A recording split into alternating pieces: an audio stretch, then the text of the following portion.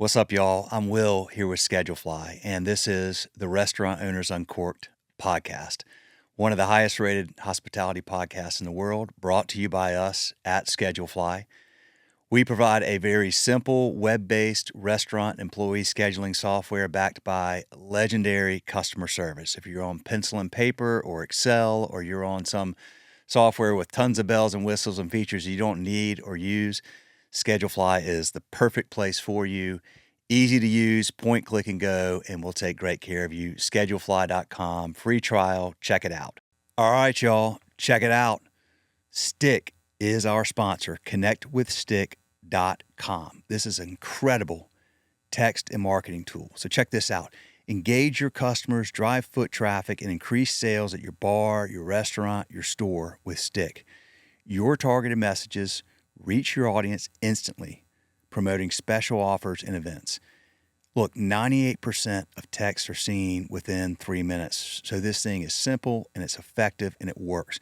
Elevate your marketing strategy and watch your customer base grow with the most direct way to connect with your customers through text.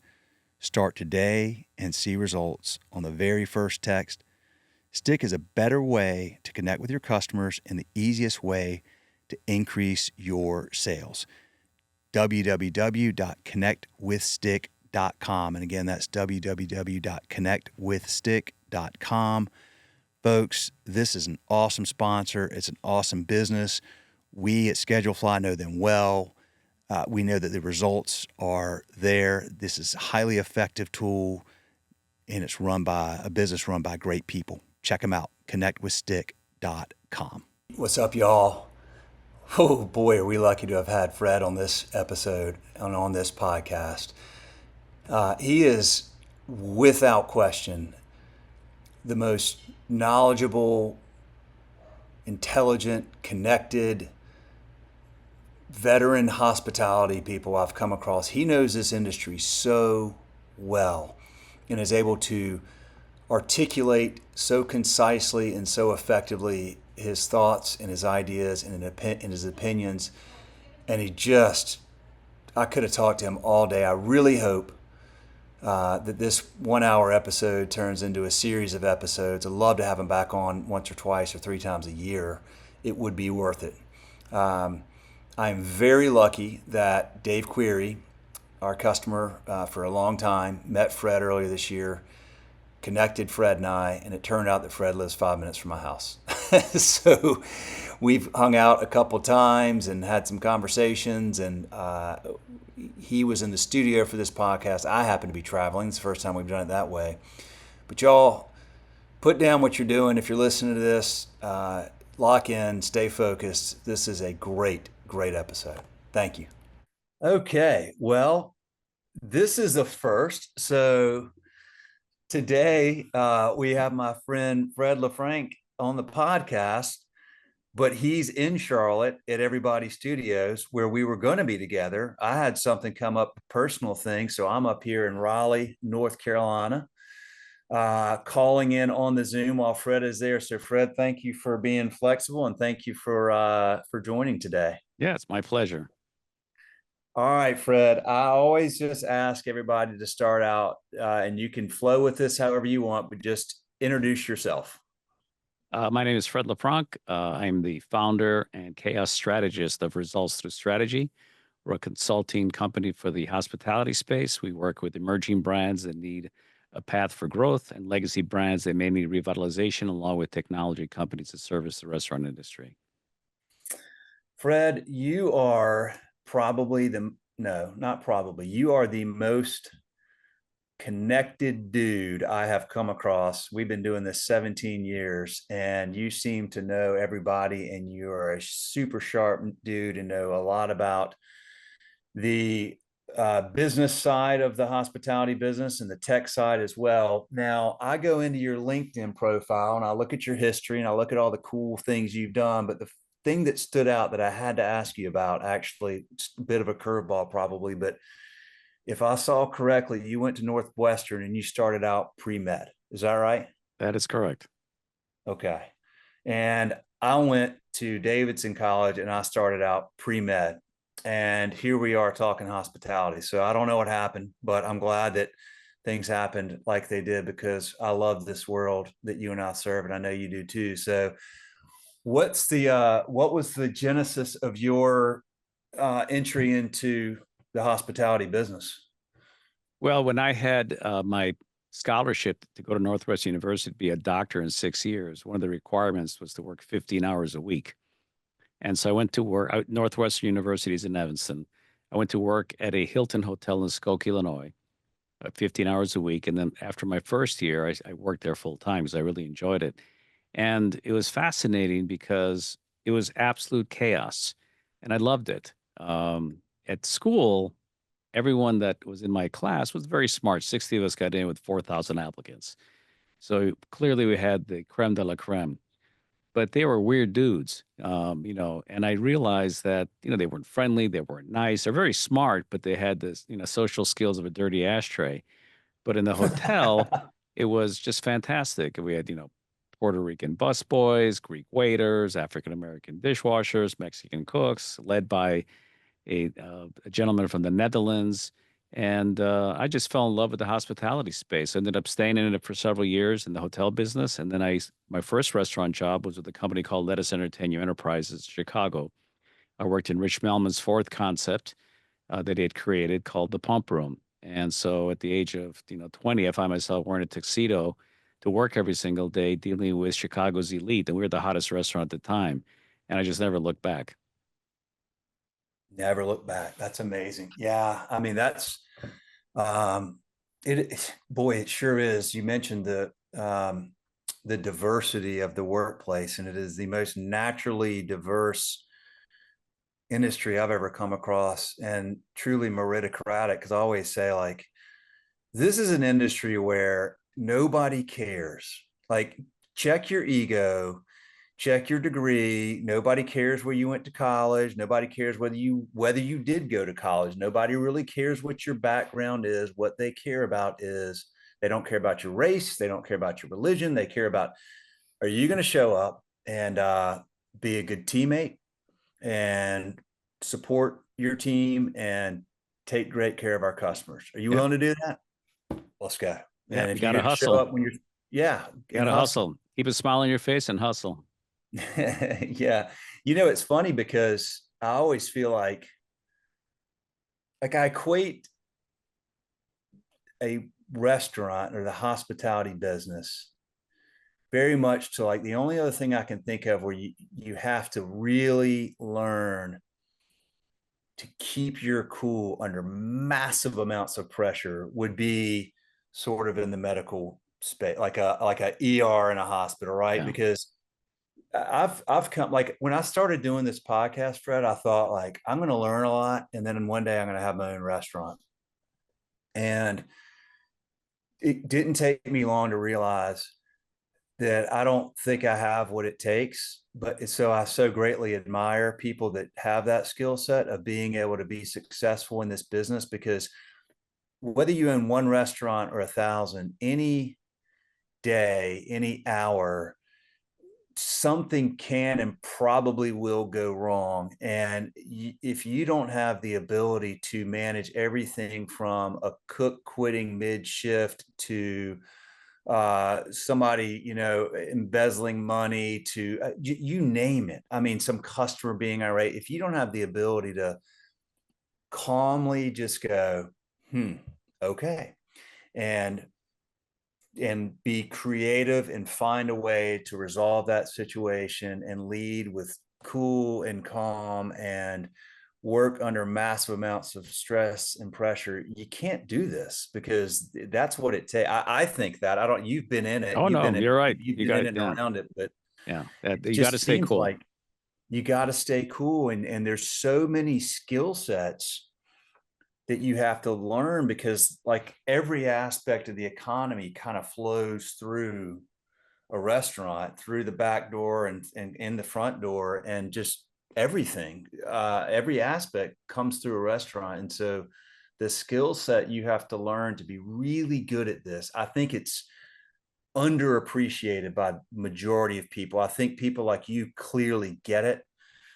I get it. I couldn't do it, but I definitely get it. And I don't think the average consumer has any idea of what it takes and how challenging it is to be really good in this game and get it right over the long term, like through different economic cycles and through different interest rate environments and different consumer likes and dislikes. It's to me, it's a very incredible skill set that I have a lot of appreciation for somebody like you that's done it, and the people that listen to this podcast and the people that do it. I always tip my hat because I think it's amazing.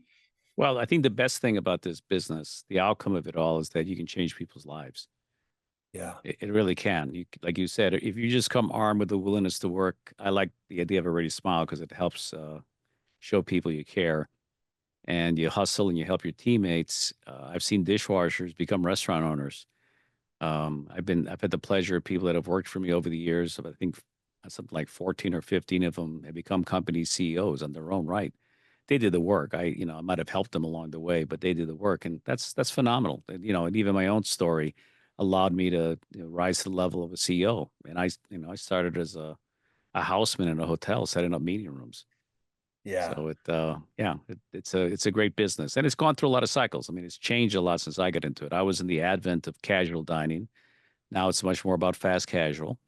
And that's okay. This is an ever-changing world. And as long as you're paying attention to what's happening in the world around you, we have a symbiotic relation with our customers.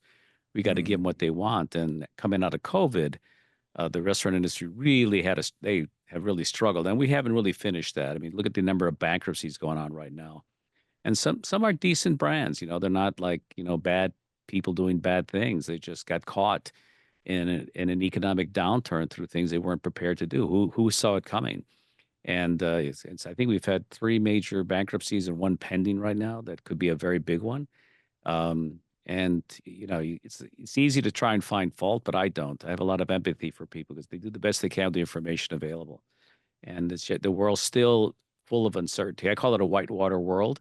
And if you've ever been whitewater rafting, we're still in class five waves. It's not that Mm. class one, row, row, row your boat. It's class five, like, oh my God, I'm going to die. And that's every single day. You don't know what's going to be around the next turn. You don't see that boulder in the water. You don't see the possibility of tipping over. And that's what a restaurant president has to deal with every single day. And ultimately, the skill one has to develop is the ability to one is to stay calm, is to gather a lot of data in a short amount of time and find a way, but mostly is to inspire the team to support them because they believe in their leadership. And to me, culture is the secret weapon.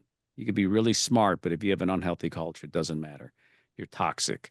But if you have a healthy culture, you have to be the smartest person in the world. You just got to look around and pay attention to the changing dynamics. You'll get through it.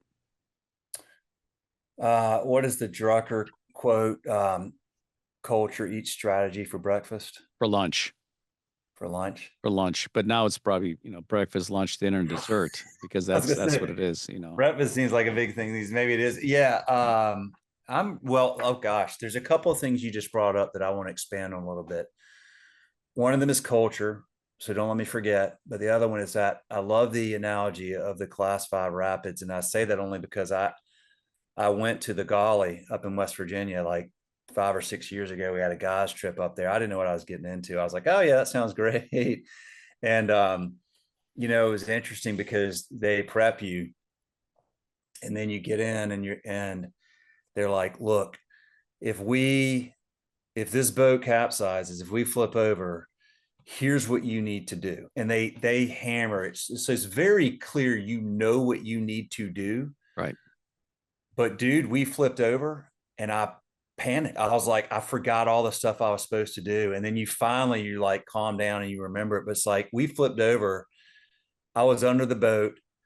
And this is classic because I'm like, you get out and everybody's telling their story of like what happened. I'm like, I was under the boat forever, man. Like, and then the funniest part is we flipped where there was they had like cameras there because it's one of the like they have cameras at all the big rapids, and you go back and you watch the video and they're like, you think you were underwater for like 10 minutes, not 10 minutes, but you think you were underwater for like 20 seconds and it was really like 3 seconds because you Yeah. see it happen Well, and you're time like, slows down. When you're in time that kind of slows down. situation, yeah, you're alive. Yeah, You're in the present moment, my friend, and their time is very elastic. but I went whitewater rafting in Oregon after my daughter's wedding up there. And we went on a boat, same thing they teach you to, when you hit something hard, because we had to go over a 25-foot fall. Oh And my so God. these falls are there, so you got to get ready, and they want you to just get low in the boat, low center of gravity, grab onto the rope along the outside of the raft, hang on to your paddle. Don't let your paddle fly around because you'll hurt somebody. And we practiced it, and then we pulled off to the side to wait our turn to go over the falls because there are a lot of boats coming along. And we see this big burly guy leading like 4 or 5 women. And as they go over the edge, they lift their paddles up in the air like a big Mhm. hurrah. And we just said, oh God, no. Because everything that they told us not to do, they did. They This guy did. obviously wasn't paying attention. And so then it was our turn to go over, and we went over, and you go into the water. You absolutely shoot into the water, and you come out. And that, like I said, it lasts 2 seconds, but it feels like a half hour. And as we get out and pull over, everyone pulls over. There's those ladies, broken arm, broken leg. They had Ooh. gashes, on their foreheads and on their face because the paddles were flying everywhere. Totally unnecessary, but it's a good example of what happens if you're not paying attention, you're not prepared. And that's why I use the metaphor for the business we're in. You got to teach your team how to prepare for some unknown thing. You don't know what it is. I mean, the word responsibility literally means the ability to respond. And Mm. the leader has to set the tone for that to make sure that people are aware of what could happen. Nothing could have prepared us for something like COVID. But to your point, it could quits in midstream. Someone's, having sex with someone in the storeroom, whatever the insanity goes on in this business, a kitchen fire. We just have to be ready and alert at all times. And the leader has to be, I like this happened. The guy, our leader, told us it's like pretty likely. We Yeah. may. Here's what you do. Listen to me. You'll be okay. I freak out. I panic. And I'm like, wait a minute. Wait a minute. Okay. I remember I'm supposed to. And then like you start remembering. And then if you have a leader that's built confidence and you trust that leader, then you go, if I just do what that guy told me, I'll be all right. And sure enough, we all wound up like settling down and we did it. And we all got back in the boat. And he's like, I got you. Like, guys, like that's all you got to do. They said that every year up there at the Golly, this is up there, in West Virginia, it's like 1 month every year they open it up. And they said that people that don't make it are the ones that panic. Like they just panic and they freeze. Yeah. It's like one of the things they do is if you get too far away, they throw a rope. And they said sometimes people are so panicked they don't even grab the rope because they're having like a panic attack, like an Yeah. anxiety attack. And you've got to, as a leader, instill that calm confidence that even if you might be sweating it, which I know everybody was during COVID, um, stay calm and inspire your team, which goes to culture. And I want to talk about culture because we've been talking a lot about that on this podcast over the last year. And I find that, having done this as long as we have with Schedule Fly and having some restaurant groups that have, really leaned into culture and I've gotten to know them and I see that it just seems that no matter what happens, it all falls back on that camaraderie and that teamwork and that love for each other and that business and that what they're a part of is more than just themselves. And you always find that they have just a great culture. And in fact, even like I think about I'm sure you know a lot of them because you know a lot more people than I do and a lot more groups. But I think of Indigo Road Hospitality Group, Steve Palmer's group, and they have, I had their director of culture on here. I mean, that's a title within that organization, and I find that to be fascinating and awesome because that's somebody whose sole job is just like the curator of the culture in that organization. And I don't see it as much as I would like think that I would or hope that I would, I guess. Well, culture is everyone's responsibility. My metaphor for culture, it's another water-based metaphor.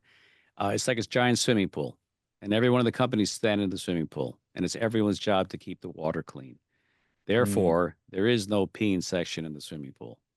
Yeah. Okay, because what you do in one spot goes everywhere, and Yeah. it is everyone's responsibility. And it's not about a kumbaya moment. This is not Oprah Winfrey, Dr. Phil kind of stuff.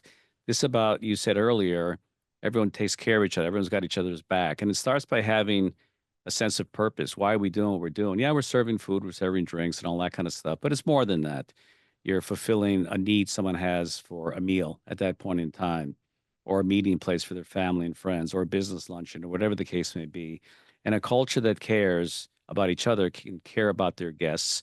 And the leader sets the tone for that by setting the example by caring for his team. And we've done a lot of turnaround works. And I'll tell you, every time we've done a turnaround, it's the employees that turn the business around. Management's just got to create the context for that people feel rewarded, feel connected, feel engaged. But the employees are the ones that do it because one employee talks to more guests than a manager ever will, much less if you're higher up in an organization, kind of in the ivory tower. We've worked with a lot of companies where the executives never even go into their own restaurants, which is shocking to me. Regardless of what kind of restaurant it is, if that's the company you work at, you have a responsibility to be there and be present and help, you know, fuel fuel that culture. Make sure they see you up at the front lines and caring. Not easy to do, but there's some phenomenal leaders out there that do an amazing job. So this business really shows what people are made of. One of the expressions that I like to use is that pressure reveals character. And you want to know Mm, about somebody, wait until they get in a tough spot. Wait until the yeah, pressure's really on and see how they behave. Then you see what they're really made of. Can't find that in a job interview. But life will no, give you an opportunity to learn very quickly. And you got someone who's a good foxhole buddy, you want to attach yourself to that person because they're going to be good through the trials and tribulations of any situation. And it doesn't have to just be business. I mean, people are living lives. They get sick, they get parents, they get ill, they get kids to take care, a lot of responsibilities. I was just talking to someone the other day that got a job as an assistant manager for a company that they have to fly to another city to go to training. Well, this is going to be their job. He's got a 6-month-old child and a wife. So he brought him along and they sit in the motel all day long while he's off training for 10, 12 hours. And that's their life. And I was thinking about that, saying, good God, we know all the stories that are out there. We have no clue. Undercover Boss does a pretty decent job of giving you a sense of what people go through, and the lucky few who are featured get some reward. But there's millions of them out there like that that are just trying to keep it together as best they can. When I mhm, talk to leadership teams, I'm in a nice conference room, and I'll ask them, what's the average hourly employee make in your company? Most of them know what the managers make, but they don't know what the average hourly employee makes. If you're on minimum wage, even because minimum wage hasn't changed in years, and no one really, well, some companies actually do pay minimum wage, which is unbelievable to me. But let's say you're making $15 an hour, they call that a living wage in some cities. That's not a living wage, that's a survival wage. yes, $15 an hour, it's about 30 grand a year. Try and live in any city of any size on 30 grand a year with a family. Impossible. And these people mhm, have two jobs. They may not have a car, but they still got to shoulder education, clothing, insurance, so forth and so on, if they can afford that. And then you say, well, I need you to smile more. I want you to be more engaged with my guests. That's a tough thing to do when you're just struggling to make ends meet. And I'm not trying to be, bleeding heart about it. It's just the reality. It's economics. If you're just struggling to survive, how capable are you really giving more? Now, you can create an environment where even at $15 an hour, people do get engaged because they're treated with courtesy, with respect, with kindness, and you give them a future. That's the thing about this industry. This industry has the ability to grow, and you don't have to stay at the $15 an hour. You can go beyond that. But it takes a leader to be able to point that path to somebody and say, hey, look, I started in your position, and this is where I've come. Again, I started setting up meeting tables. It took me a long time, but I became a president of a company through a lot of hard yeah. work and good fortune and mentors. And it's the combination of all those things. They say in that book, The Alchemist, when you set your mind on what you desire, the universe conspires to give it to you. One of my favorite books. Love that book. If you haven't read that book, listeners, The Alchemist is awesome. Okay, you said a lot of things I want to touch on. Number one is this is one of my biggest questions I'm always trying to figure out is how do you get people that are making $15 an hour to care at a level like it is so challenging. Like if you own the business or you're the CEO, whatever, you run the business, you get it, you get the big picture. But if I've got two jobs, kids at home, life stresses, barely scraping by, how do you get people to have that greater sense of purpose? I mean, it makes sense logically, like, hey, if you smile more and you're better, then we'll be more successful and then I can pay you. But it's like the reality on the ground is like that's really, really hard. Then you add in, okay, well, maybe we pay more, but goodness gracious, restaurants are, I mean, like right now, everything has gone up so much, and the consumer's kind of going, I don't know if I can afford to go out. Like, how do I go out right now and spend $16 on a fast food burger and fry? Like, it's just well, like you said, man, we're not out of it. We're still in Yeah. it's a very big dilemma and it's very hard to figure out. Yeah, well, that's you said yourself a couple of different things here. So first off, the starting point for that employee is to sit down with them, and the manager's responsibility is to do that and talk to them. Get their life story, get their origin story. Where are they from? What's their family like? What was it like growing up? What's going on with their lives right now? Do you have two jobs? You only have one, whatever it is, find out about them. Just take an interest in them. Doesn't take long. 15, 20-minute conversation, you can find out a lot about a person. And you can also share a little bit of your life story and point out some of the things that you struggled with and how you overcame them. And it gives them hope and maybe lets them know that they can overcome whatever obstacles they face, because it's all about perspective. Their life situation is their life situation. But if you can give them a broader perspective of what could come in the future, and when I've done that, and a lot of people have low horizons. When I was growing up, I Mm, just wanted a good used car and a nice apartment. yep. I've gone well past that, but I didn't know any better. No one told me there was a possibility to do more.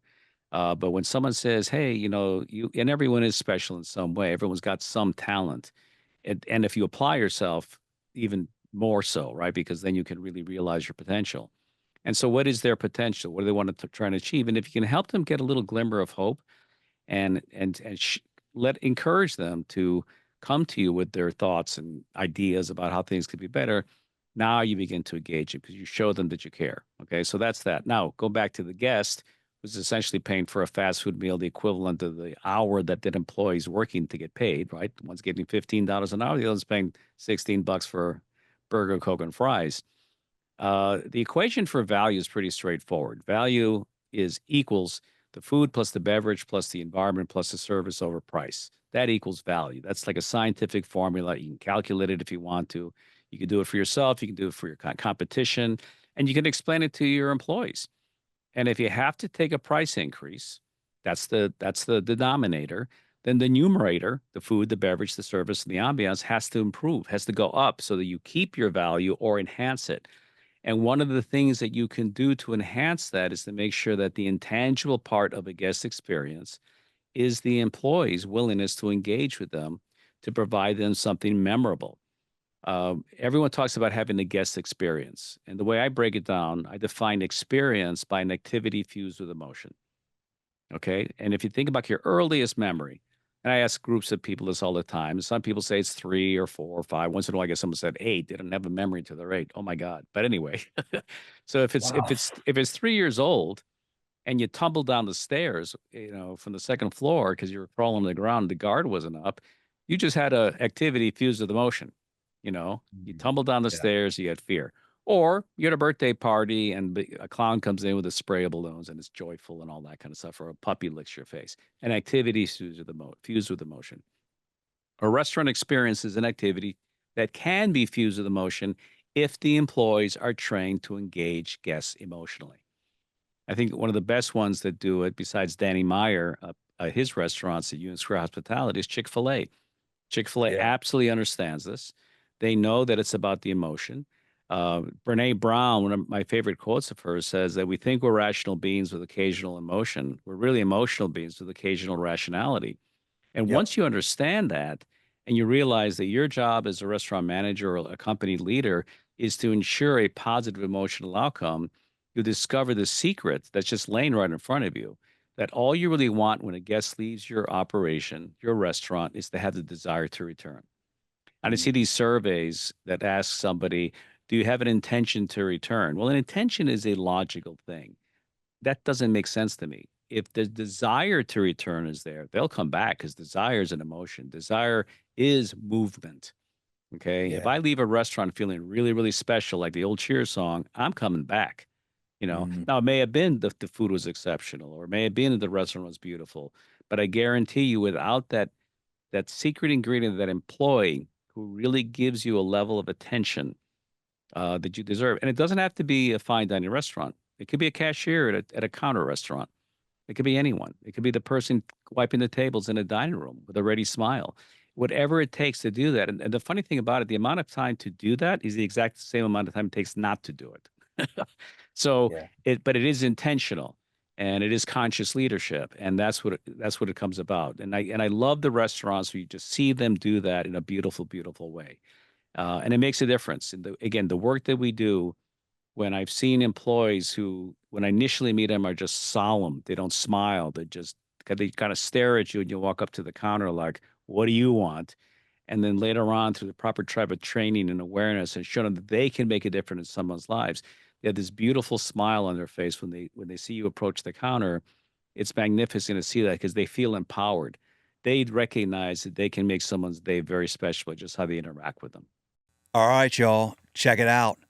Stick is our sponsor, connectwithstick.com. This is an incredible text and marketing tool. So check this out. Engage your customers, drive foot traffic, and increase sales at your bar, your restaurant, your store with Stick. Your targeted messages reach your audience instantly, promoting special offers and events. Look, 98% of texts are seen within 3 minutes. So this thing is simple and it's effective and it works. Elevate your marketing strategy and watch your customer base grow with the most direct way to connect with your customers through text. Start today and see results on the very first text. Stick is a better way to connect with your customers and the easiest way to increase your sales. www.connectwithstick.com. And again, that's www.connectwithstick.com. Folks, this is an awesome sponsor. It's an awesome business. We at ScheduleFly know them well. We know that the results are there. This is a highly effective tool, and it's run by a business run by great people. Check them out, connectwithstick.com. Man, something, it's really wild because so here you and I are talking. We live like like 5 minutes from each other or whatever we've determined. And I did not know you until a couple of months ago. And we were introduced by Dave Query, who you met, I think, at a conference or something last Yep, in January. Florida. Yeah. Have you spent much time with him? Like, have No, you talked to him? Okay. just a couple times. So Dave's out there in Boulder, and he's got Big Red F Restaurant Group. He's been in the business for 40 years now. They've got, I don't know how many locations now, 16, 18. But if you go out and you go to Boulder, Denver, and you go into one of Dave and Dana Query's places, Big Red F, Jack's Fish House or Centro or the Post, like they get it. Like they get it as well as anybody. Like I'm not saying they're the best. I'm saying, but there's not many I know that are better at just what you just talked about. It just Dave has always understood the importance of the intention that goes behind every interaction, how important every interaction with every guest is, and making them feel it's this what you're talking about is psychology, right? Like it's what Oprah says, like the one common thread amongst every human being is just wanting to feel validated, right? Like people want to feel validated, and it doesn't take a lot to make them feel validated. It's like 3 seconds of eye contact and a Right. smile, and knowing that you're the only person in the world right now with all this going on that I am. There. I'm not talking to you while I'm also scanning the room. I'm like there, and that presence is so key. And like you said, doesn't take that long. But it's funny because Dave introduced us, and here you and I live near each other, and you mentioned Chick-fil-A, which is I had my son work a couple years ago. His first job was at Chick-fil-A for that very reason. And then my youngest son, I'm gonna have him work there next summer for that very reason. And then there's a Fred, there's a Publix right there, that new Publix on Providence, right up, like very close to probably where you live, very close to me on the way into Waxhaw. I call them the Chick-fil-A of supermarkets because I go to that Publix, even though Harris Teeter's a little bit closer. I go to the Publix because I just think they get it. Like I go Well, in they offer there to and put your groceries away in your car, regardless of the size, they, right? They're they extra courtesy. Yeah. smile, they ask if they can help. It's just like it's this one little thing, which is your point. It's like doesn't take that much. It's a commodity, and I look. I could go to Aldi and get stuff cheaper, but so I'm not a price buyer. I'm an experienced buyer. I just like being there, and every time, I mean, my family laughs at me. So like, my wife will be like, "Hey, we need." I'll go, and she's like, "You love? Why do you love Publix?" I'm like, "Because every time I go, it makes me smile. Somebody smiles to me, ask how I'm doing. They ask me like how my day is going. They're like, "Hey, can I help you with anything?" That doesn't like that's it. But they get that just getting their employees to do that makes a difference. And I think of that like I actually my kids waited too late. I actually wanted my daughter to work there this summer and they're hired out, right? Like it's also hard to get a job at Chick-fil-A. Why? Because the dang culture is so good and you know if you work there you're going to learn these skill sets that you can take anywhere, but it's not easy, uh but it's worth that extra effort Well, because the think about what consumer you just gets it, said. the You just said employee something gets it. very interesting, that they're hired out. They're not hired anymore. How many restaurants in America are not hired anymore because they have too many applicants? How many Exactly. restaurants are dying to get employees to come in there? And that shows you the power of culture to attract people. That's Uh, right. and yeah, they pay well. I mean, they do pay well. They do that. I mean, they're $8 million AUV on 6 days a week. They can afford to pay, but that didn't happen by mistake. That happened with intention. And it starts by the culture they create internally, which then permeates to the guests, and it becomes part of the community.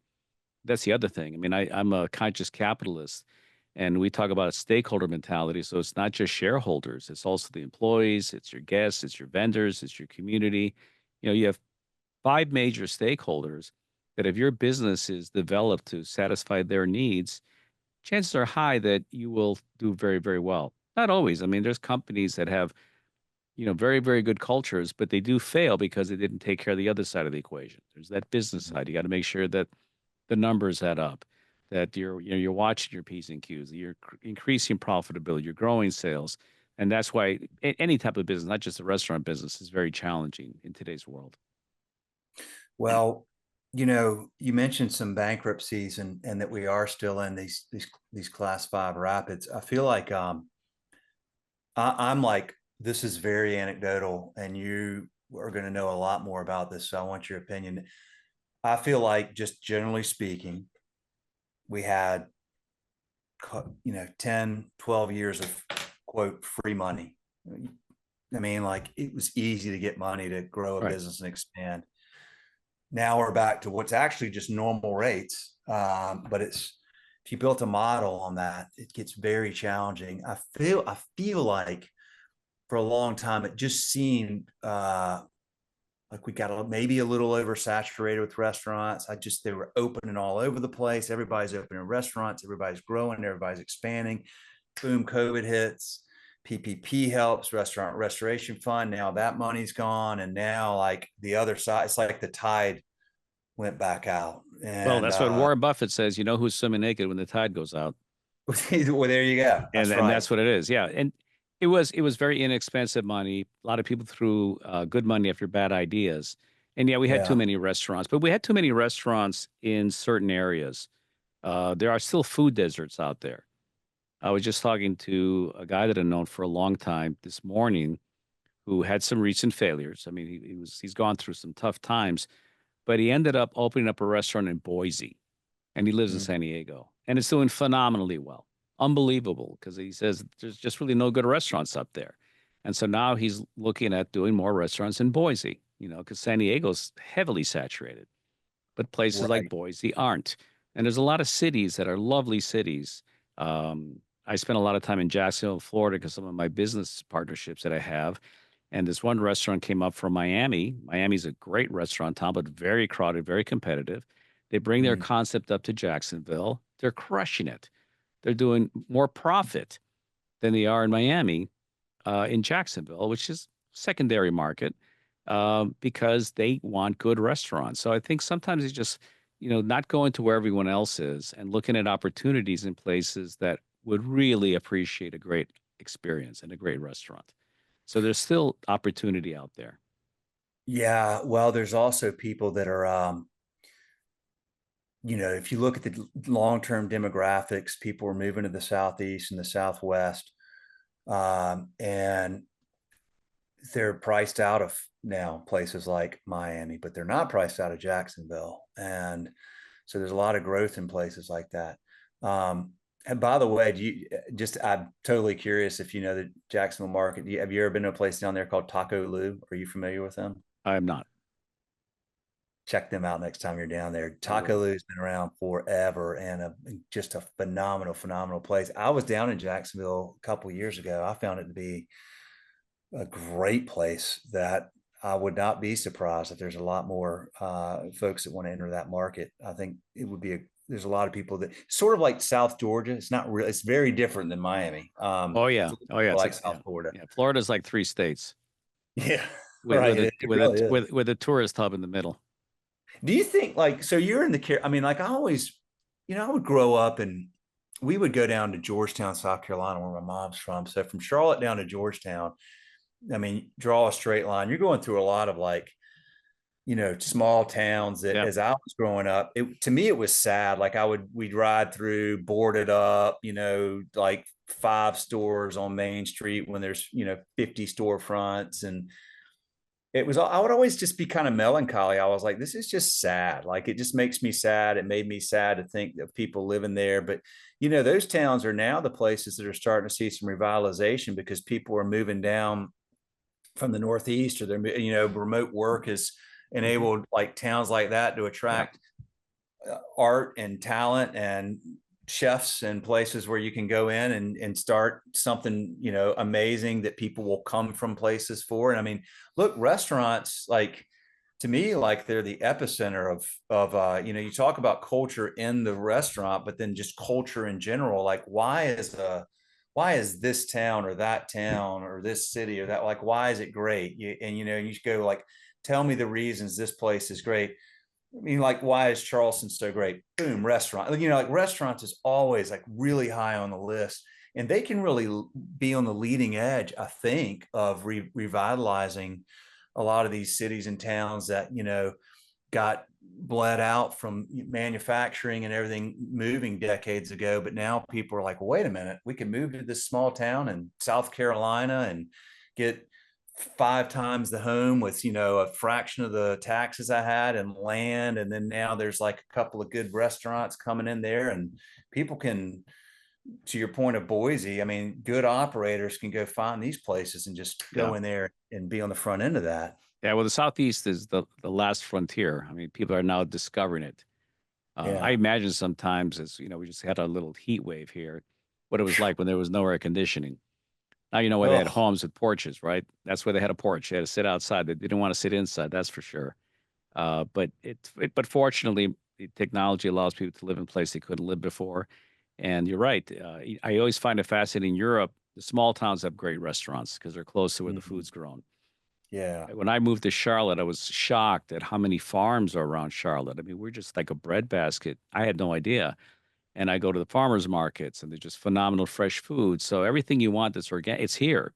But Yep. people just didn't realize it. So you're correct. Modern technology, remote work, so forth and so on, is giving people an opportunity to live in what used to be considered obscure places, live very, very well, and get a full life. And if you got to go to the big city every now and then, go to the big city. Yeah. Yeah.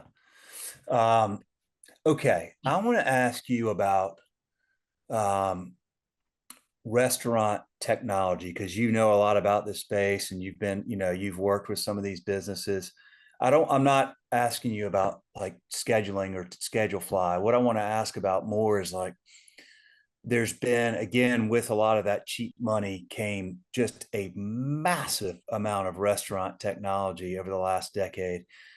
when restaurants traditionally, were later on the adoption curve with a lot of technology. And now there's so much technology that I just don't even understand. Like, I feel overwhelmed as an outsider watching this. I can't imagine being a restaurant owner or operator trying to figure out, like, okay, I'm going to solve for fill in the bank, like this spoke in the wheel of a need for my business. So let's see if there's any good technology out there. Oh, there's 62 companies that do that. Like, Right. I do feel like I'm very curious what's going to happen over the next few years too, because a lot of money came in, a lot of VC money came in, a lot of technology. Now your business model better work because that money's not coming in as easily. But what do you see? Because you're so dialed in, Fred, and you talk to so many people, and like, is there too much tech out there? Is it going to all consolidate? I'm just like very broadly asking these questions because I'd love to get your thoughts just in general on the world of restaurant tech. Well, let me start off by just creating a context for it. So to keep it simple, I work off of a quadrant. Okay. And so one quadrant is going to be your classic back of the house technology that's been around the longest, POS systems. And in there, you might have schedule fly doing scheduling. You might have, temperature readings out of your walk-in or your line. All the operational technology, KDS systems, things all happen in the back of the house. And that's when that's been around for a long, long time. And then if you move forward to the front of the house, more recent technologies, digital menu boards, there might be a kiosk. Kiosks are really big right now. There might be some sort of tablet device on the table that can serve as an electronic table tent. And there's things in the front of, Wi-Fi in the front of the house that capture people's names for loyalty and so forth and so on. And that's gotten a lot of attention. And the next one that's been very, very sexy for a while is the ones that are on your device. Okay, so this is revenue generating technology. Your customers ordering third party delivery, or they're perusing a menu, or they're cutting the line, or they're making reservations. And that's been very sexy. That's attracted a lot of people in the last few years, very, very much so. And all those three quadrants generate a lot of data about your guests and Mm-hmm. productivity metrics and stuff like that. The fourth quadrant to me is the data. And that's where the money's going to be. That's where it's all going to be at. Because with all that data swirling around, we have tons of information and we're drowning in data but starved for knowledge. And that's where the difference comes around. So, are there too many technology companies? Probably the answer is yes, like there's too many restaurants. And it's understanding that regardless of how many there are, as the leader of an organization, your responsibility is to make sure that your tech stack, which is the term everyone uses, has a holistic view that is formed with the idea that this data ultimately is what's going to benefit me. Cava Grill had a data scientist when they had 10 restaurants. It's no mistake that they were able to buy Zoe's over 200 units when they were very small and are now converting them all to Cavas and doing very well as a public company because they got it. They knew that ultimately that intimate relationship with your guest, which is a combination of the emotion we talked about, but also the data, understanding what their needs are, what they buy, how often they come, their frequency, all the metrics that are available through that data is very, very powerful. So the thing to keep in mind is that one, the technology all needs to talk to each other. That's really, really important. If they don't talk to each other, they don't share a common database at some point, you're going to get some trouble. Okay. And we've seen that happen, especially during COVID. People were just jumping at the first thing they could for third party delivery. And they might have Mm-hmm. gotten a system that saved them at the moment, but it didn't incorporate to everything else. They had to go back and redo it. The other thing is we're going through the disruption of the POS system. POS systems used to be a server client inside the back office of the restaurant. Now it's gone to the cloud. So you got, the Squares, the Toasts, the Par Brinks. And then you have the old timers like NCR and Micros trying to get to the cloud in some way, shape, or form. That's very disruptive because I remember having to go beg a POS company to let this app through the back door. They go, it's $1,000 a restaurant. And all it is an API. But they Right. said, no, Yeah. $1,000 a restaurant. They saw it as a way to make money. And these other POS systems are just open API. Come on in. It's not a walled garden. And they're the Right. ones that are benefiting from it. So and then with all that said, and that's what we do a lot of that kind of work to help rationalize for people, is there's many startups that are really features, they're not really companies. They just sort of do something that's nice to do, but it doesn't mean it's a company. It's got to have broad application. It's got to solve a real problem. It's got to eliminate pain. You help found a scheduling company. Doing a schedule by hand is pain. Okay. Mm, And if you can simplify that process, you're going to get adoption. yeah. Okay. And some of your competitors have done that as well. And so there's companies now that have solved that for third party delivery or people coming to pick up and Bluetooth enablement so that if someone is approaching the drive, you know that they're in the parking lot, run a delivery out there or fire the food or however you choose to use that technology. And it's about Yeah. putting it all together very intelligently. It's hard to decipher. For a long time, I used to keep track of all the different companies in the quadrants I was just mentioning, and then I couldn't keep up with it anymore because it's Right. now thousands, not hundreds in some categories. But we can still remain current just by, I attend a lot of restaurant technology shows. I invest in tech companies. I talk to a lot of people, and it's evolving unbelievably. I mean, there's things that we're going to be able to do from a technology standpoint that's going to help make restaurants have a better relationship with their guests, have a better relationship with their employees, and also increase productivity. Mm, What I love to talk about Bar Taco. Scott Lawton, who I've known for a few years, recognized that he was going to have almost a permanent employee shortage. And so he built his restaurant operation during COVID so that he could eliminate the classical roles that people held. He could work with 30% less staff, use an app to enable the guests to place their order, reorders, and pay. Yet his staff still would provide the service and the hospitality that we spoke about. They were trained in that. So while a server in the old days might have had 5 tables, now they have 15, but they don't have to take the orders. The guest is doing all that kind of stuff. Someone's running the food, but they're there to make sure that people are smiling, making sure that the margaritas are cold, the chips are hot, and so forth and so on. And everyone gets paid $55,000 an hour. Everybody, except the bartenders. They make more because they're at the bar. They get 55 plus whatever tips they make. Everyone, including the dishwasher, makes $55,000 an hour. It's a bit egalitarian. That's a lot of money for that kind of operation. And of course, he's got a lot of people trying to get a job there because they know it's a healthy culture. They know you pay well. You're going to get benefits. You're going to do very, very well. And that's what I love about this industry. It's so creative. You just got to step back and say, wait a minute, why am I doing it this way? Because it's always been done that way. Well, you can't survive like that anymore. You've got to yeah. think out of the box, literally say, I need to rebuild my business in a specific way, count on having a great culture. And now let's solve this problem we have with, shortages, higher wages, higher commodity prices. That's reality. And if you understand that price value equation I mentioned earlier, you can come up with an experience for your guests that'll say, that was worth it. And I can't wait to come back. Yeah. You've got, so in that situation, you have let fewer people, um, but those people, they're more of a, they're more of just a guest experience person than somebody who's just like hustling tables and trying to get everything done. It's just making sure everything's cool, making Yeah. sure everything's good, making sure everybody's happy. And you can Yeah. do that with a smile and not a lot of stress. And I like that model a lot. I think that's this is Bar Taco. Yeah. Yeah. Yeah. Fewer people, more tech. I mean, look, tech's going to just keep Well, coming, fewer people, more tech, and they get better paid. And they better work as a pay, team. They work, which what you means, said earlier, if you're a good teammate, you got to work as a team. Hey, at Whole Foods, any new employee after 30 days, the rest of the staff decides whether they stay or not. They vote because you yeah, might have fooled the manager in the interview. You can't fool your teammates. Either can't you're fully. pulling your weight or you're not. And I Oh, that's encourage interesting. restaurant operators to do that. Let your team decide whether someone stays after 30 days, and let the Yeah. person know. Your teammates will determine whether you stay with us or not. That's a Yeah. great add to the culture. You empower your team to choose their teammates. You picked them, you drafted them, they pick them.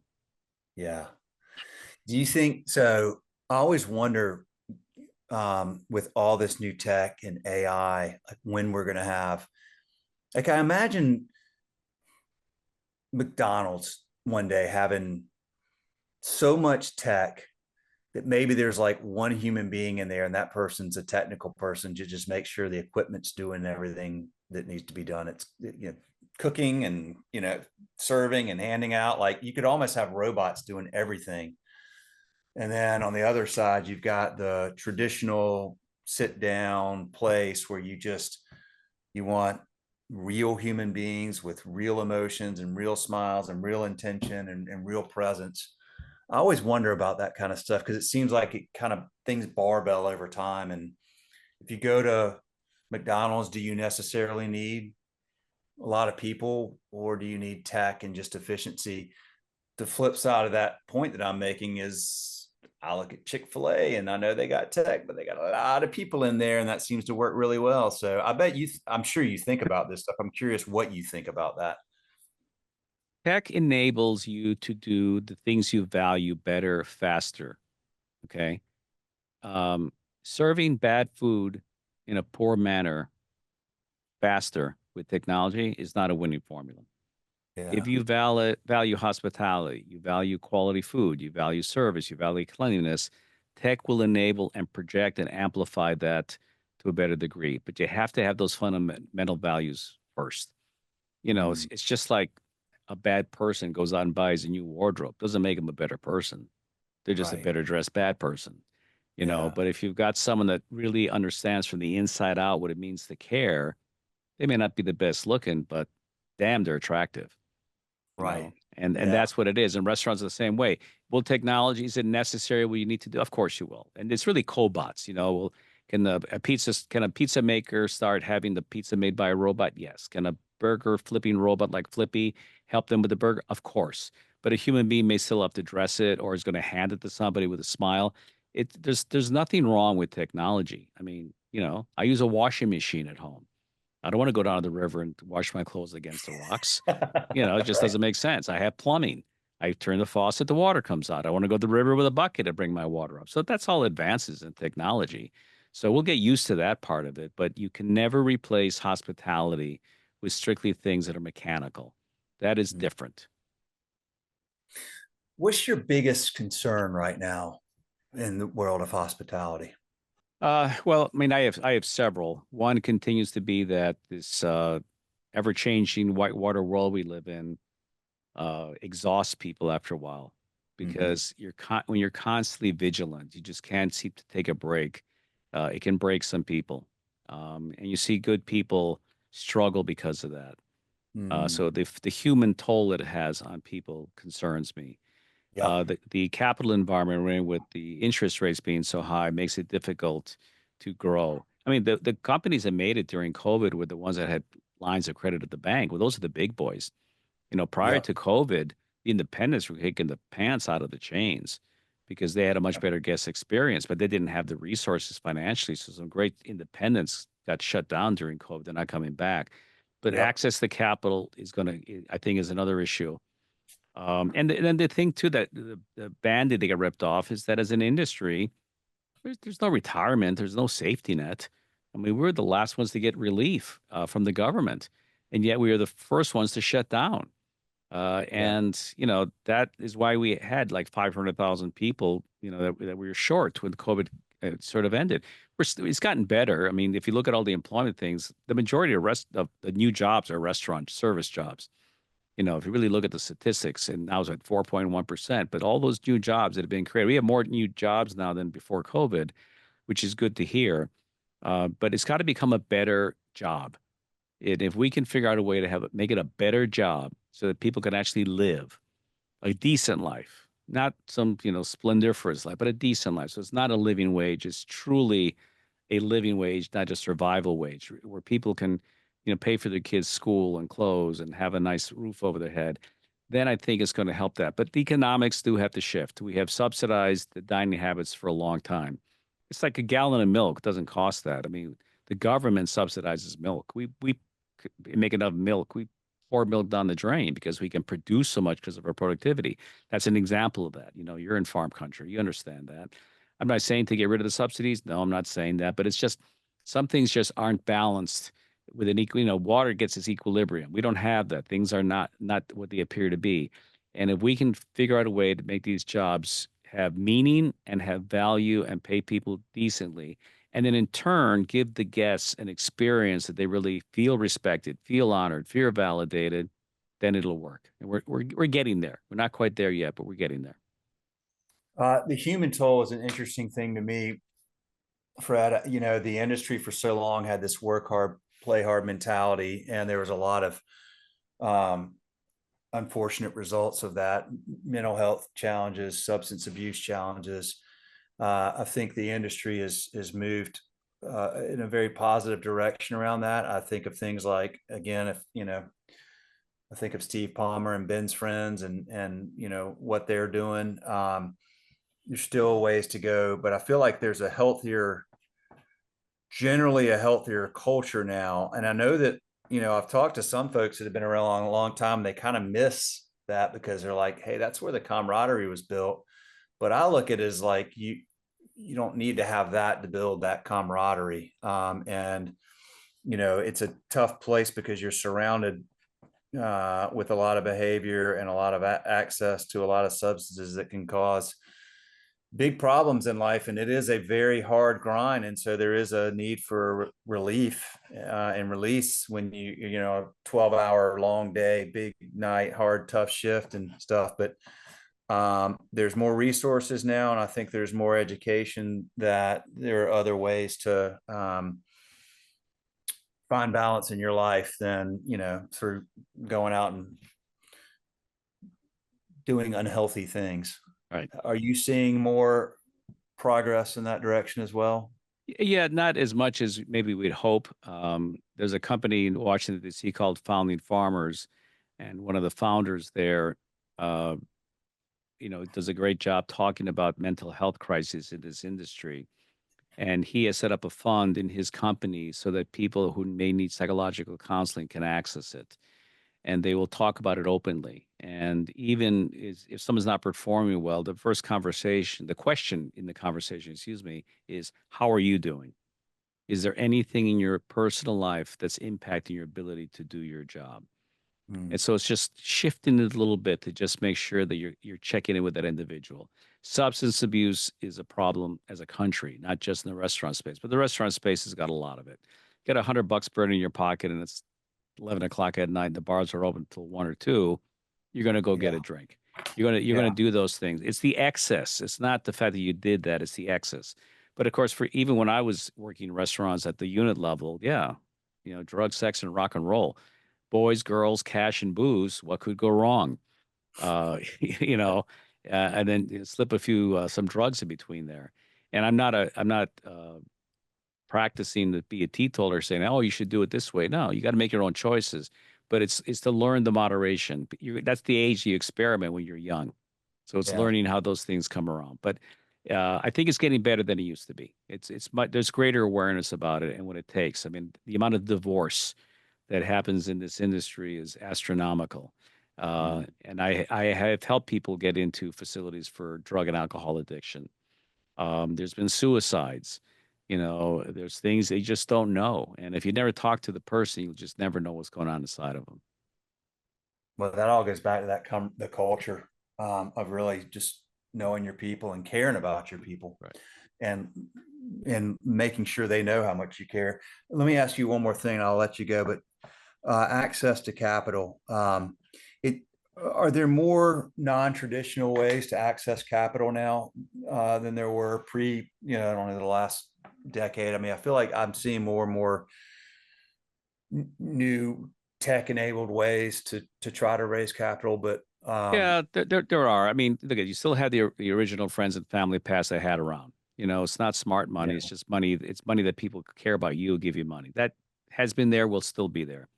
There's funding sites you can try and do that. One of the capital acts or sources of capital that concern me are these companies. I'm not going to name them because I don't want to badmouth them. That have large amounts of money and they will loan money at somewhat usurious rates to restaurant operators that don't know any better, and they Mm-hmm. find themselves paying these, credit card level, payments every single month. And before you know it, they just suck the cash out of the business. Some have been around for a long time, where they sort of take let's say an operator needs 100 grand. He gets 100 grand, but now they tap into your bank account and they pull out a certain amount of money directly from your cash deposits or your credit card payments. Um, that's not good money. They're very, very expensive ways of getting. You might not that it's better to go down the corner and have a guy with a busted nose give you 100 grand because he'll break your legs if you don't pay him in time because of the VIG. But it sure feels that way. And I've Yeah. seen a couple of companies recently that their balance sheet is such a mess. And so, I mean, it really starts by taking the time to learn the fundamentals of business. You got to Mhm. make more money than you spend. I'm old fashioned. I think profit's a good thing. I know for a while there with tech, especially, it's like, oh, because I still ask people, what's your burn rate? And how much runway do you have? And some get on the edge. They got less than 6 months of cash. And then you got to you got to let people go, and you didn't hire them because you wanted to fire them. You hired them because you wanted to grow. But if you weren't paying attention to that, so getting a good financial officer, a good advisory board around you to make sure that you get wiser people helping you understand the things you should look at. If you're a young entrepreneur, go get some gray hairs out there to help you manage your business. Mhm. But this will change. I mean, I grew up in the 70s when the big great oil crisis hit, right? But Yeah. God, gas was 15 cents a gallon, Yeah. and now it's almost $4. We adjusted to that. The interest rates for a home in those days, the mortgage rates were 17%. We're screaming now at 8%. It's still high, but you can still get a loan. But it's not pretty. You gotta watch your P's and Q's. But if we're smart and we learn the lesson right now, when this thing improves, we'll be better off for it. Well, the industry is individual restaurants have always and will always fail, or groups of restaurants or chains or whatever, which is always tough and sad. But the industry as a collective learns and improves from that Yep. continuously. And the industry is creative and flexible and always adapting and evolving and changing and growing. And just as just as our country is. I mean, like, who knows? You can't predict the future. All you can do is go, all right now, today, this is what we know, and this is how we can make smart decisions to try to adapt and adjust and change. And boy, we had to do that on steroids during COVID. And a Yep. lot of operators that were probably wondering whether they were even going to have a business are now maybe in the best shape they've been in, because that short acute stressor. I don't know if we talked about this. I talked to you about Nassim Taleb in the book Anti-Fragile. Yep. Do you know his work? Yeah, he wrote The Black Swan, and then if you hear the term Black Swan, he No, sort of I read Black Swan. okay. So his follow up was Anti-Fragile, and which I love because he talks about there's three characteristics that any object can have. It can either be fragile or robust or anti-fragile. So fragile is like this coffee cup right here. If I drop it on this, concrete floor, it's going to break. Robust is this wood desk. Banging on it, it's not hurting it, but it's not getting better. And anti-fragile is like when I go to the gym and I do my curls, my bicep gets a short acute stressor. It responds by getting better.